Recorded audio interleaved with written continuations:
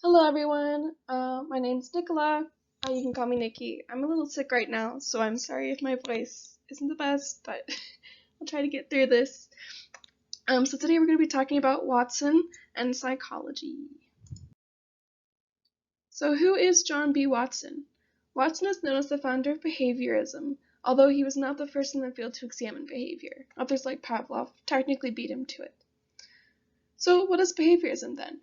Behaviorism is the school of thought in psychology that says that subject matter of psychology should be behavior, and that the goal of psychology should be prediction and control of behavior.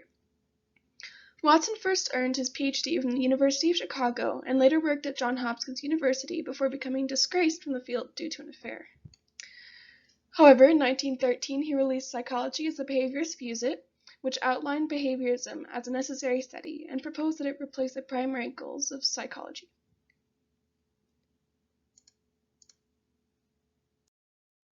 In his paper, Watson addressed that the study of psychology at that time was incompatible with behaviorism and needed to alter its definition to involve behavior instead of introspection.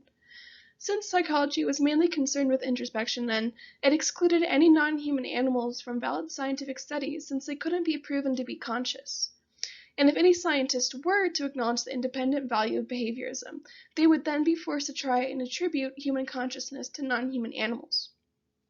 So rather than try to evaluate consciousness, something that is obviously difficult to do empirically, Watson argued for the removal of consciousness entirely from the study of psychology. This way, the field could be studied empirically and cement its place as a valid natural science. In his paper, Watson then went on to outline his own science of psychology, which he believed to be superior.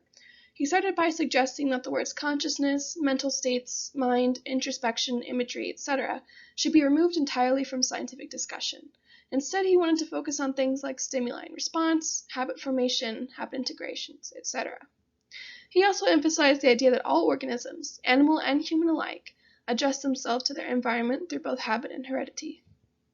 He also maintained that certain stimuli influence organisms to respond. This is, as we know, the basis for conditioning. In his conclusion, Watson stressed that a science involving behavior would allow practical application, unlike the then current study of psychology. Watson's ideas for psychology refocused the field and formed the basis of modern psychology. Therefore, overt behavior replaced consciousness as the primary subject matter. His later work, like the Little Albert experiment and the Peter and the Rabbit experiment, show the implications and potential of his work. In the Little Albert experiment, Watson was able to condition a fear response to rats in an infant by using classical conditioning. The unconditioned stimulus, or US, was a loud noise, and the conditioned stimulus, or CS, was a white rat.